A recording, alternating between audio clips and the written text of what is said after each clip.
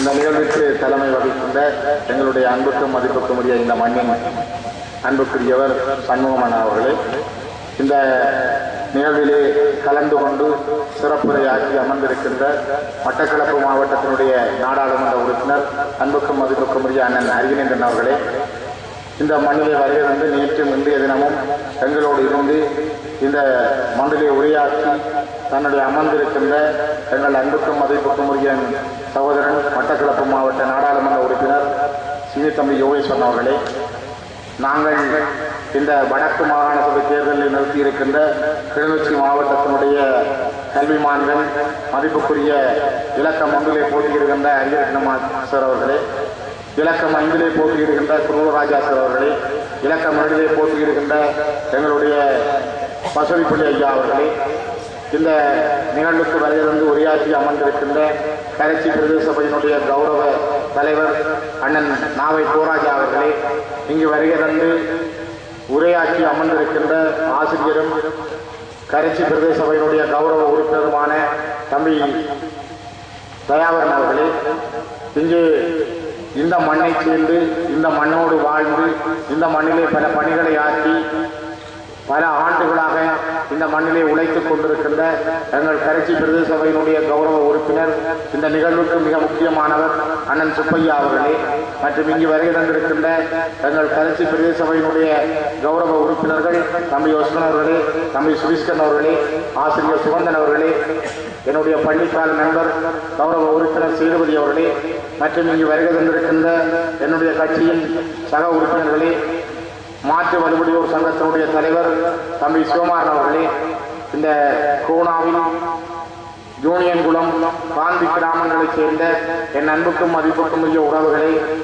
மற்றும் மட்டக்களப்பு மண்ணிலே இருந்து வருகை தந்திருக்கின்ற இலங்கை தமிழரசு கட்சியின் மட்டக்களப்பு மாவட்ட பொருளாளர் சகோதரன் நடராஜா அவர்களே, உங்கள் அனைவருக்கும் என் அன்பு கலந்த வணக்கங்கள். நான் இந்த மண்ணிலே முதல் 2002ஆம் ஆண்டு கோணாவில் அரசு தமிழ் தலைவன் பாடசாலைக்கு அதிபராக வந்தேன். நான் இங்கு வருகிற பொழுதெல்லாம் அந்த பாடசாலையையும் இந்த சூழலையும் வீதிகளையும் நான் பார்ப்பதுண்டு. பள்ளி வராத மாணவர்களை பிடிப்பதற்காக நானும் சுப்பையா அண்ணன், கணபதி அண்ணன், பிரதீபன், ராஜன் இவர்கள் எல்லாம் இந்த வயல்களிலும் தோட்டங்களிலும் வீதிகளிலே திரிந்து பிள்ளைகளை பாடசாலைக்கு கொண்டு செல்வோம். ஆனால் இந்த மண்ணிலே நான் பார்த்தது கிளிநொச்சி மண்ணிலேயே படிக்க வேண்டும் என்கிற ஆர்வத்தோடும் அந்த சிந்தனையோடும் கூட இருந்தவர்கள் இந்த பகுதியைச் சேர்ந்த மாணவர்கள். அதனால் இந்த யூனியன்குளம், கோணாவில் காந்தி கிராமம் இந்த பகுதிகளைச் சேர்ந்த பிள்ளைகள் மீது எனக்கு ஒரு அளவற்ற மதிப்பு. 12 ஆண்டுகளுக்கு முதல் இந்த இடத்திலே நான் அதிபராகி அதிலிருந்து இன்று இதே மண்ணிலே வந்து ஒரு பாராளுமன்ற உறுப்பினராக உங்களிடம் இருக்கின்றேன். இந்த 12 ஆண்டுகள் உண்டோடிய இந்த சூழலில் எங்களுடைய எத்தனையோ உறவுகளை நாங்கள் காணவில்லை. எங்களுடைய சகோதரர்கள், எங்களுடைய பிள்ளைகள் இன்றும் சிறையிலே வாடிக்கொண்டிருக்கிறார்கள். வெள்ளை கொடியோடு போன எங்கள் உறவுகளை நாங்கள் இன்னும் மீட்டெடுக்க முடியவில்லை. காணாமல் போனவர்களாகவே இருக்கின்றார்கள். இறந்தவர்களுக்கு அந்த நியாயங்களும் இந்த மண்ணிலே கிடைக்கவில்லை. எத்தனை பேருடைய குடும்பங்களிலே இன்றும் வாழ முடியாத ஒரு சூழல் பெற்றது. இந்த நிலையில் தான் நாங்கள் இந்த வடக்கு மாகாண சபை தேர்தலிலே வந்து எங்களுக்கு வாக்களியுங்கள், நாங்கள் 3 பேரை நிறுத்தி இருக்கிறோம் என்று சொல்கிறோம். 2010ஆம் ஆண்டு பாராளுமன்ற தேர்தலில் நீங்கள் வாக்களித்தீர்கள். 2011ஆம் ஆண்டு இதே இடத்தில் தம்பி தயாவரன் தலைமையிலே துப்பையாண்டு ஒழுங்கமைப்பிலே நாங்கள் ஒரு பிரதேச சபைக்கான ஒழுங்கமைப்பு கூட்டத்தையும் செய்திருந்தோம். வாக்கு கேட்டோம், நீங்கள் வாக்களித்தீர்கள். அண்ணன் சுப்பையா உட்பட பலர் தெரிவாகிறோம். மீண்டும் நாங்கள் உங்களிடம் வந்திருக்கிறோம். நீங்கள் கேட்பீர்கள், பிரதேச சபையின் மூலம் என்ன செய்தீர்கள், அல்லது நீங்கள் என்ன காரியங்களை செய்துவிட்டு எங்களிடம் வந்து மாகாண சபையிலே வாக்கு கேட்கிறீர்கள். அண்ணன் அரியநேந்திரன் அவர்களும் சகோதரன் யோகேஸ்வரன் அவர்களும் மிக தெளிவாக சொன்னார்கள். இந்த மாகாண சபையிலே என்ன இருக்கிறது, மாகாண சபையால் என்ன செய்ய முடியும், இதன் மூலம் எங்களால் என்ன ஆற்ற முடியும் என்பதை அவர்கள் தெளிவுபடுத்தினார்கள். ஆகவே நான் அந்த இடத்துக்கு செல்லவில்லை. ஆனால் பிரதேச சபை என்பது கூட மாகாண சபைக்கு கீழே இருக்கின்ற ஒரு நிறுவனம். மாகாண சபை யாருடைய கையில இருக்கிறதோ அவர்களால் இந்த பிரதேச சபைகளை ஒரு பலமானதாக ஆக்க முடியும். ஆனால் மாகாண சபையிலே அதிகாரங்கள் இல்லை என்பது ஒருபுறம் இருந்தாலும் 4 அமைச்சுக்களிலே 1 உள்ளூராட்சி சபைகளுக்கான அமைச்சு மாகாண சபையிலே இருக்கிறது. ஆகவே இந்த மாகாண சபைகளின் ஊடாக பிரதேச சபைகள், நகர சபைகள், மாநகர சபைகளை இயக்குகின்ற வல்லமையும் அவற்றுக்கு நிதி வழங்குகின்ற வல்லமையும் எங்களுக்கு உண்டு. நீங்கள் பாருங்கள், ஏனையின் பாதை போடுகிறார்கள், ரயில் பாதைகள் போடுகின்றார்கள், வீடுகளை கட்டுகின்றார்கள். ஆனால் எங்களுடைய தொழிலாளர்கள் யாராவது அங்கிருந்து வேலை செய்கின்றார்களா? இந்தியா வீடு கட்டி கொடுக்கிறது, இந்தியா ரயில் பாதை அமைத்து கொடுக்கிறது. ஆனால் இந்தியாவில் இருந்துதான் தொழிலாளர்கள் வந்திருக்கிறார்கள், இந்தியாவில் இருந்துதான் பொறியியலாளர்கள் வந்திருக்கிறார்கள், இந்தியாவில் இருந்துதான் மிஷனரிகள் வந்திருக்கிறது. ஆகவே இந்தியா ஏன் இலங்கையிடம் இவற்றை கையளிக்கவில்லை? இலங்கை மீது அவர்களுக்கு நம்பிக்கை இல்லை.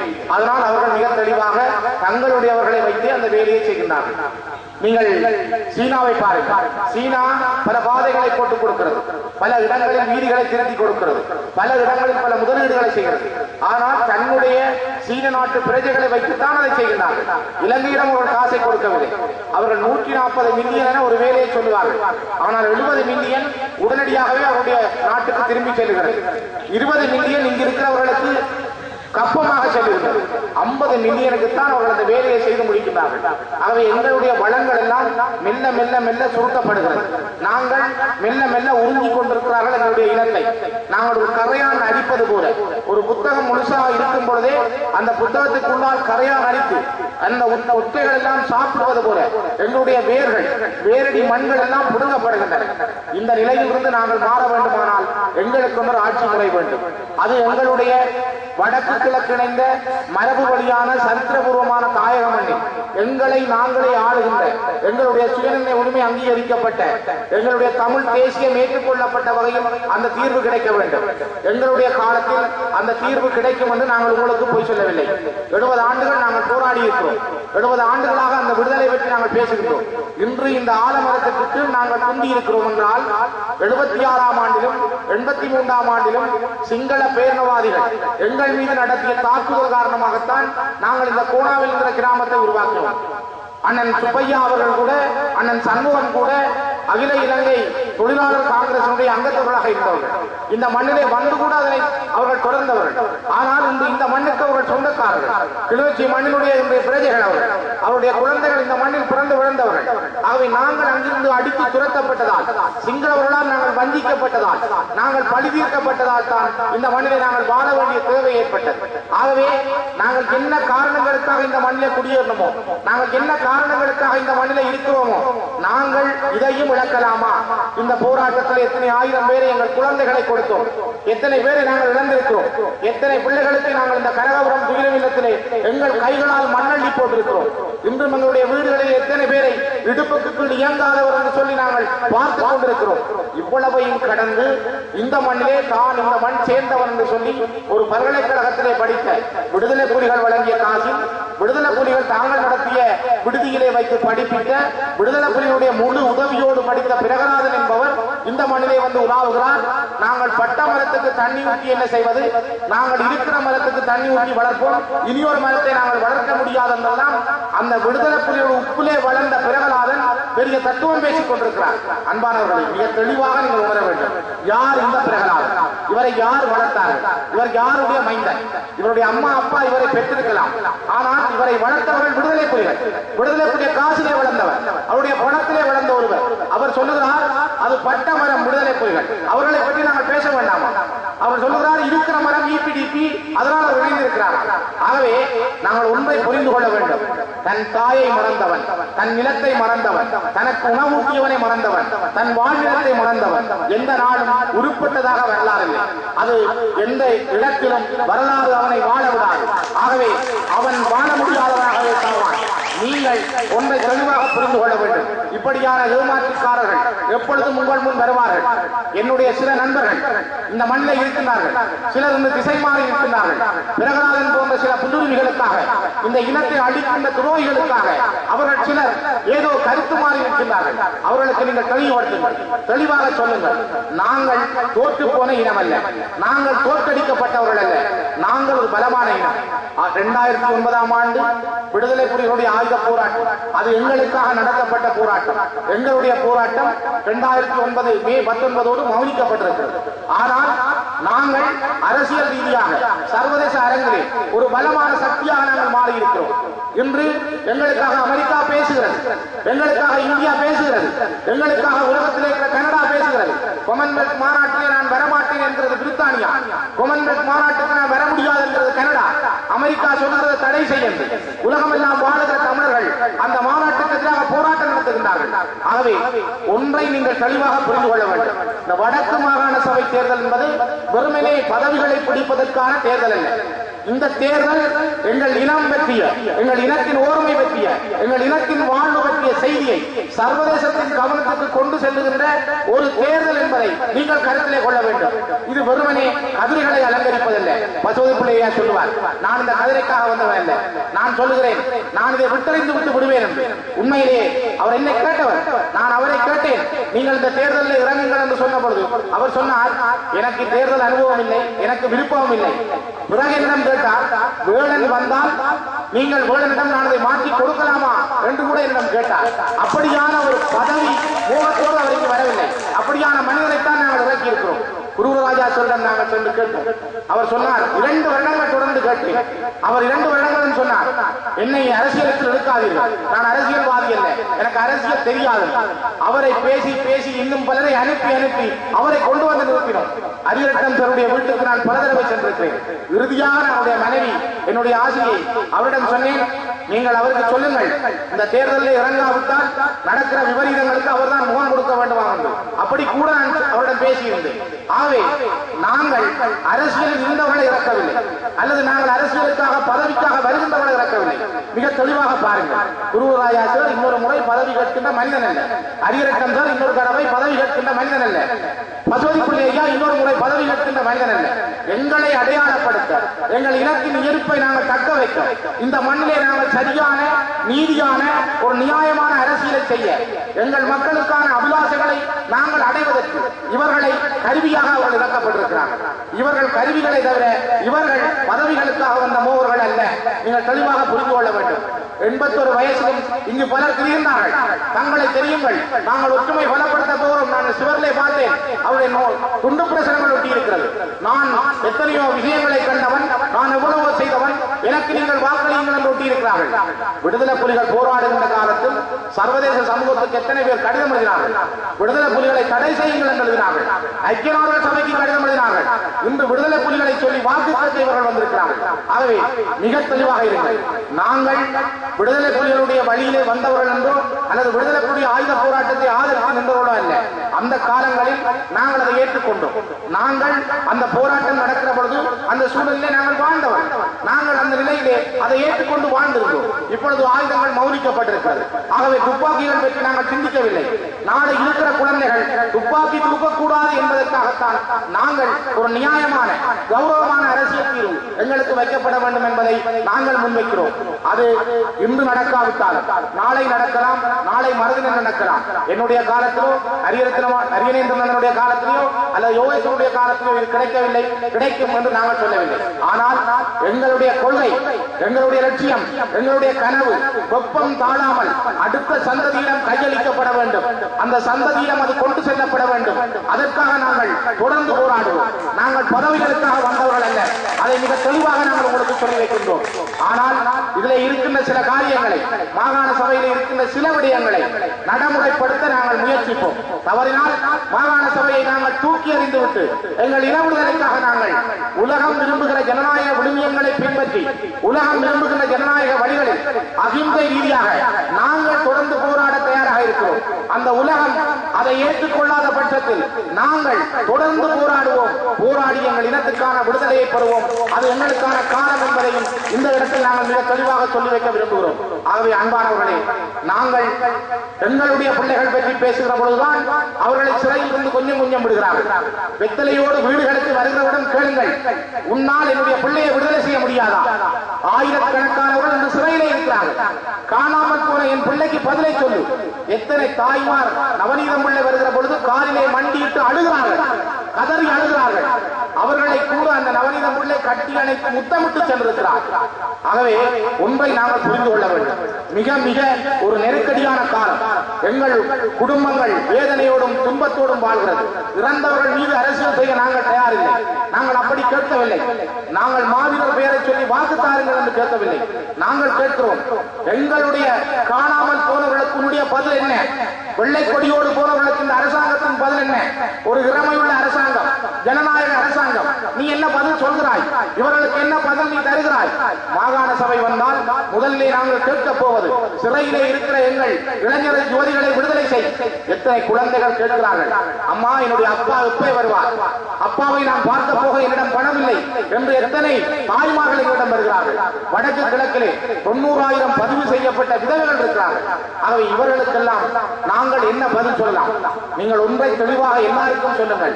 சிஎஸ்டியில் இருக்கிற முன்பள்ளி ஆசிரியர்கள் அல்லது 18,000 ரூபாய் சம்பளம் பெறுகின்ற ஏழை குடும்பங்களைச் சேர்ந்தவர்கள் ஏமாற்றப்பட்டு தங்களுக்கு வாக்களிக்குமாறு வற்புறுத்தப்படுகிறார்கள், கட்டாயப்படுத்தப்படுகின்றார்கள், அவர்கள் ஏமாற்றப்படுகின்றார்கள். வடக்கு மாகாண சபை ஆட்சி அமைத்தால் முன்பள்ளி ஆசிரியர்களுக்கான ஒரு சம்பள திட்டமும் சரியான ஒரு கல்வி முறையும் எங்களால் உருவாக்கப்படும். ஏனென்றால் அது எங்களிடம் ஏற்கனவே இருந்த ஒன்று. உங்களுக்கு தெரியும், தமிழர் புனர்வாழ்வு கழகம் இந்த மண்ணிலே இருக்கிற பொழுது முன்பள்ளி ஆசிரியருக்கு ஒரு திட்டம் இருந்தது, அவர்களுக்கு பயிற்சி இருந்தது, சம்பளம் இருந்தது, அவர்களுக்கு ஒரு வாழ்க்கை முறை இருந்தது. ஆகவே எங்களால் அதை சரியான முறையில் நடைமுறைப்படுத்த முடியும். நாங்கள் செய்வோம். அது செய்யக்கூடிய காரியம். அதற்கு வெளிநாடுகளில் இருக்கிற பல அமைப்புகள் நிதி வழங்க தயாராக இருக்கின்றன. நாங்கள் அந்த நிதிகளை பெற்று செய்ய காத்திருக்கிறோம். ஒரு உண்மையை நான் உங்களுக்கு சொல்லுகிறேன். நான் ஒரு பாராளுமன்ற உறுப்பினராக இருந்து கொண்டேன். யோகேஸ்வரன், அரியநேந்திரன் ஒரு பாராளுமன்ற உறுப்பினராக இருந்து கொண்டு வெளிநாடுகளில் இருக்கிற உறவுகளுடைய நிதிகளை பெற்று இங்கு நாங்கள் எவ்வளவு காரியங்களை செய்திருக்கிறோம். ஆகவே நாங்கள் ஒரு சட்ட ரீதியான ஒரு மாகாண சபையை நாங்கள் வைத்திருந்தால் அதற்கூடாக இந்த காரியங்களை செய்வது மிக இலகுவான். ஆகவே எங்களால் அவர்கள் ஒரு திட்டம் இருக்கிறது, அது எங்களால் நடைமுறைப்படுத்தப்பட்ட எங்களுடைய வலிந்து போன நலிந்து போன குடும்பங்களுக்கு போரிலே பாதிக்கப்பட்ட மாற்றுவர்களுடைய 6,000க்கும் மேற்பட்ட உறவுகள் எங்களுடைய இந்த யாழ்ப்பாணம் கிளிநொச்சி மண்ணிலே இருக்கிறார்கள். வடகிழக்கிலே கிட்டத்தட்ட 60,000க்கும் மேற்பட்டவர்கள் போரால் பாதிக்கப்பட்ட மாற்றுவர்களுடையதாக இருக்கிறார்கள். இவர்களுக்கு நாங்கள் ஒரு ஏதோ ஒரு வகை எங்களால் முடிந்த காரியங்களை இந்த சபையினூடாக செய்ய நாங்கள் தயாராக இருக்கிறோம். எங்களால் சில காரியங்கள் முடியும், ஆனால் அதை நாங்கள் பறைதட்டவில்லை, நாங்கள் அதை சொல்லி பொய் சொல்லவில்லை. முதலிலே எங்களுக்கு தேவை எங்களுடைய உரிமை. அந்த உரிமை எங்களிடம் இருக்கிற பொழுது, அந்த ஆட்சி எங்களிடம் இருக்கிற பொழுது, நான் நானாக வாழுகிற பொழுதுதான் என்னால் சில காரியங்களை ஆற்ற முடியும் என்பதை உங்களுக்கு மிக தெளிவாக நான் சொல்லி வைக்க விரும்புகிறேன். காலங்காலமாக ஒடுக்கப்பட்டவர்கள், நாங்கள் அழிக்கப்பட்டவர்கள். இந்த அழிவில் இருந்தும் இந்த ஒடுக்கங்களில் இருந்தும் நாங்கள் விடுபட வேண்டுமானால் நீங்கள் இந்த மாகாண சபையிலே ஒருவர் 3 பேராக வாழ வேண்டும். ஒவ்வொருவருக்கும் நீங்கள் சொல்லுங்கள். முதலாவதாக 11 கட்சிகளும் 2 சுயேட்சை குழுக்களும் இருக்கின்றன கிளிநொச்சியிலே. மொத்தம் 13 கட்சிகள் போட்டியிடுகின்றன. இந்த 13 பதிவு செய்யப்பட்ட 11 கட்சிகள், 2 சுயேட்சை குழுக்கள், அதை விட கீழே 1 முதல் 7 வரை இலக்கங்கள். முதலாவதாக வீடுதான் இருக்கும். நீங்கள் நம்பி போகலாம். இதுதான் இந்த மாதிரி வாக்குச்சீட்டு உங்களிடம் ஒவ்வொன்று தந்தார்கள். அப்பொழுது அதிலே முதலாவதாக வீடுதான். வீட்டுக்கு பக்கத்தில் இருக்கிற பெட்டிக்குள் பெட்டியிலே முட்டாமல் புள்ளடி இருங்கள் என்பதை நீங்கள் மற்றவர்களுக்கு சொல்லிக் கொடுங்கள். அதே போல் 1, 5, 7 என்கிற வெற்றி இலக்கங்களின் மீது பெட்டியிலே முட்டாமல் சிறிய புள்ளடிகளை எடுங்கள். அது உங்களுடைய வெற்றியாளர்களுடைய இலக்கம். ஆகவே நாங்கள் இந்த வெற்றியாளர்களை தெரிவு செய்து எங்கள் உரிமைகளுக்காக பேசுவோம். முடியாவிட்டால் நாங்கள் உங்களுக்கு சொல்லுவோம். தயவு செய்து கடந்த காலங்களில் நாங்கள் தெளிவாக சொல்லியிருக்கிறோம். நாங்கள் வீடு போட்டு தரமாட்டோம், வீதி போட்டு தரமாட்டோம், வேலை பெற்று தரமாட்டோம். ஆனால் எங்களுடைய சலுகைகளுக்கு அப்பால் எங்களுக்கு ஒரு உரிமை இருக்கிறது. அந்த உரிமையை இழக்கக்கூடாது. இந்த யூனியன் குளத்திலே இருக்கிற பாலம் எவ்வளவு காலம் உடைந்திருந்தது நீங்கள் பார்த்திருப்பீர்கள். இன்றும் கூட அதை யாரும் கட்டினார்களா? கிழவல் மண் தான் எடுத்து போட்டிருக்கிறார்கள். நான் பல தடவை தான் வந்து அரசாங்கங்களுக்கு கடிதம் எழுதியிருந்தேன். இந்த பாலத்தால் இந்த மக்கள் போக முடியவில்லை. இறுதியாக அவர்கள் செய்த வேலை கிழவலை கொண்டு வந்து கொண்டிருக்கிறார்கள். அது பாலம் கட்ட வேண்டிய இடம், தண்ணீர் பாய வேண்டிய இடம். இன்னும் 2 மாதங்களில் பெய்கின்ற மழையிலே திரும்ப இந்த கிழவல் இல்லாமல் போகும். இதை யார் செய்ய போகிறார்? ஆகவே மிக தெளிவாக புரிந்து கொள்ளுங்கள். அபிவிருத்தி என்ற போர்வையில் நாங்கள் அழிக்கப்படுகிறோம். எங்களுடைய வேரடி மண் கூட புடுங்கப்படுகிறது. எங்களுடைய வளங்கள் எல்லாம் கொண்டு செல்லப்படுகிறது. நாங்கள் இதிலிருந்து விடுபட வேண்டுமானால் இந்த கோணாவில் யூனியன்குளம் காந்தி கிராமம் பகுதிகளில் இருக்கிற பெரிய தென்னந்தோட்டங்களை மையமாக வைக்க கூட இதுவரை ஒரு தும்பு தொழிற்சாலை அல்லது ஒரு தேங்காய் எண்ணெய் முற்றுகிற ஒரு தொழிற்சாலையை இந்த அரசாங்கத்தால் செய்ய முடிகிறதா? யாரும் எங்களுடைய குடும்பங்களை பற்றி சிந்திக்கவில்லை. எங்கள் வீடுகளிலே உணவு இருக்கிறதா? எங்களுடைய வீடுகளிலே சாப்பிடுவதற்கான என்ன வாழ்க்கை முறை இருக்கிறது? தொழில் இருக்கிறதா? ஆகவே அன்பானவர்களே, நாங்கள் ஒரு நிலையான வாழ்க்கை வாழ வேண்டுமானால் அது இந்த ரோட்டின் அபிவிருத்தியாகவோ கட்டட அபிவிருத்தியாகவோ இருப்பதில் பயனில்லை. அது எங்கள் மண்ணிலே நாங்கள் நாளைய நேரம் எங்களுக்கு பஞ்சமில்லை. எங்களுடைய வீட்டிலே நெருப்பெரிய வேண்டும், எங்களுடைய வீட்டிலே உணவு இருக்க வேண்டும். அந்த நிலைக்காக நாங்கள் எல்லோரும் இணைந்து இந்த மாகாண சபை தேர்தலிலே எங்கள் இந்த 3 கல்விமான்களை இந்த மண்ணினுடைய புகழ் பூத்த இவர்களை உங்களிடம் தந்திருக்கிறோம். இவர்களை வெற்றி பெற செய்து நாளை ஒரு புதிய சரித்திரத்தை நாங்கள் உருவாக்குவோம் என்று கேட்டு சந்தர்ப்பத்திற்கு நன்றி கூறி இந்த நிகழ்வுக்காக முழு ஒழுங்கமைப்புகளையும் செய்த அண்ணன் சுப்பையா அவர்களுக்கும் இவ்வளவு இளைஞர்கள் நெருக்கடிகளுக்கு மத்தியில் இன்றைய தினமே நாங்கள் உங்களுக்கு அறிவித்து நீங்கள் இங்கு வருகை தந்து இவ்வளவு நேரம் பொறுமையாக இருந்து இவற்றிலே பங்கு கொண்ட உங்களுக்கும் மட்டக்களப்பு மண்ணிலே இருந்து வருகை தந்த என்னுடைய அருமை அண்ணர் பாராளுமன்ற உறுப்பினர் அரியநேந்திரன், அருமை சகோதரன் பாராளுமன்ற உறுப்பினர் யோகேஸ்வரன் மற்றும் எங்களுடைய உறுப்பினர்கள், கட்சியினுடைய அங்கத்தவர்கள், எங்களுடைய அன்புக்குரிய உறவுகள், இந்த கிராமத்தினுடைய அனைத்து மக்கள் அனைவருக்கும் எங்கள் மனப்பூர்வமான நன்றிகளை தெரிவித்து நிறைவு செய்கிறேன். நன்றி.